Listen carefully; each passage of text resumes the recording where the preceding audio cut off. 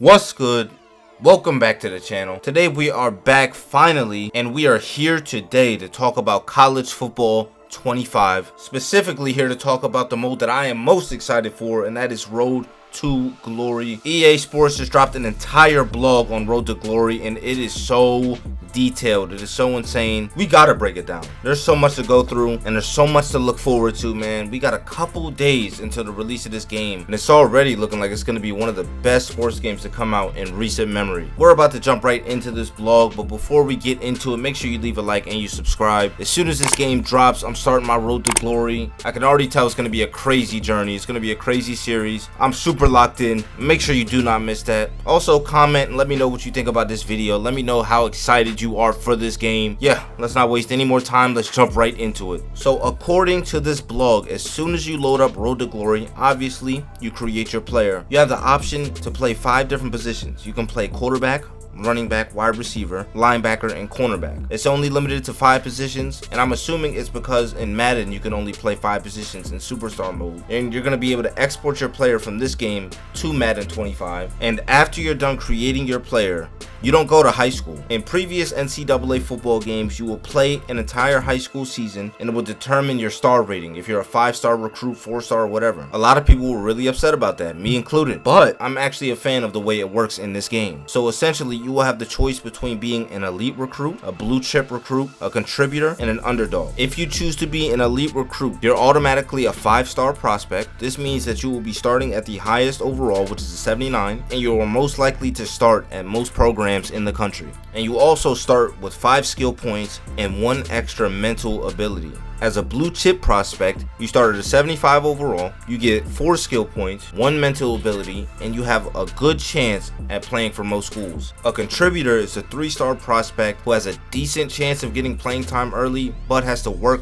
really hard to earn more playing time. And finally, the underdog. According to the developers themselves, they said this is the hardest starting point out of all 4 options. You're starting as a 2-star recruit, you're a 60 overall, and you get little to no playing time at first, and you have to grind for every single snap that you get. That sounds crazy difficult, but guess what? That's the one I'm choosing, so don't miss out on that series. After this, you have the choice of picking which mental ability you want to start with, and they also go on to describe 3 abilities that every position and every player will get when they start. And these abilities are Fan Favorite, Clear-Headed, and Road Dog. The Fan Favorite ability increases your composure gains at home, and it is tied directly to your academics, so you must make sure that your GPA is above standard or the ability will not work. Road Dog does the same thing, but instead of at home, it works on the road, and it is tied directly to your brand. According to the article, it says once you hit influencer status, the ability will activate, but if you start to lose followers, then it'll deactivate. The Clear-Headed ability limits the composure that you will lose during games, and it is tied directly to your leadership skill. It activates as soon as you become a really good leader, but if you're not doing what you're supposed to do as a leader, it will deactivate. So all of these abilities are directly related to your composure stat, so that goes to show how important your composure will be in this game. Then after all this, the mode actually starts, and you get interviewed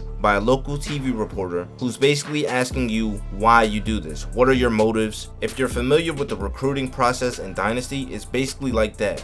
You're creating your own pitch, so schools can look at you and determine if they want you or not. Then you immediately fast forward to your signing day, where you sign to whatever college that you want to start your journey with. And on the screen, you'll be able to see the team's depth chart. You'll be able to see how they did last year. You'll be able to see their overall. And there's so many things that you'll be able to see on this screen right here that'll make your decision a whole lot easier. As soon as you make your decision, it is officially time to get started. Each week you will have 2 main objectives that you need to complete, one being practice. According to this blog, practice is very important when it comes to earning playing time and earning the coach's trust so you can move up on the depth chart. The second thing will be your weekly agenda. This is how you will manage your time off of the field. So in your time off the field, you will have the choice to train, focus on your academics, work on your leadership, take care of your health, health or focus on your social life. Focusing on your academics will help you meet your eligibility requirements to play and maybe even activate certain mental abilities that you may have. If you don't choose that and you choose to go to the weight room, you will help boost some physical attributes for your player. If you choose to socialize, you work on increasing your brand, gaining followers, and increasing your chances of getting an NIL endorsement or other opportunities. Prioritizing your health helps you maintain your physical condition and prevent serious injuries. And finally, if you choose to spend your time doing leadership activities, you build respect and trust between your teammates and coaches and will increase your chance to move up into a leadership role on the team. It will be very important to balance out everything that you're doing off the field, but it will also be very difficult to keep all of those activities in good standing. And as if this mode wasn't already good enough, the developers have confirmed that there will be different scenarios and dilemmas that will pop up that will add a little bit more excitement and complexity to your story. Some of these dilemmas will give you choices to make that will shape your story to ensure that nobody will have the same exact story. Some of these choices that they give you can actually present you with real problems. In the example that they gave, you can be asked to attend an off-campus party, which will help boost your social activity,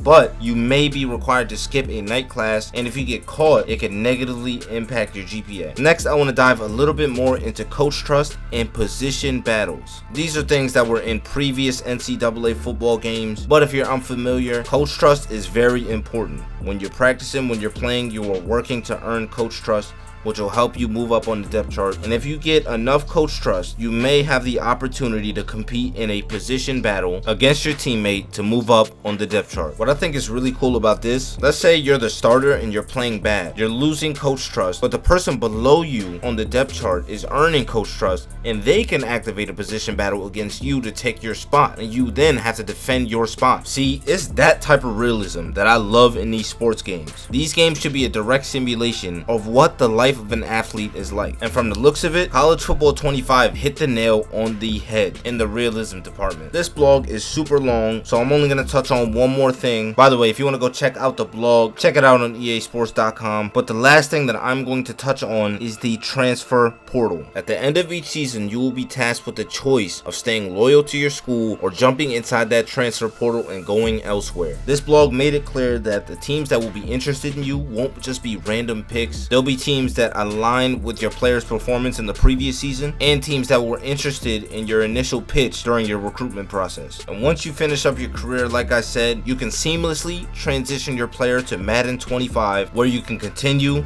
your great career. Wow, that was a lot to unpack. Ladies and gentlemen, thank you all for tuning in. We are just days away from College Football 25 finally being available to all of us. I'm so excited. I know you are too. Make sure you leave a like and subscribe. Like I said, I will be doing a Road to Glory series as soon as the game drops. Do not miss it. My underdog quarterback is going to have the craziest story. It's going to be a movie, bro. I swear to you. Comment what you think. Thank you, and I will catch you in the next one. Peace.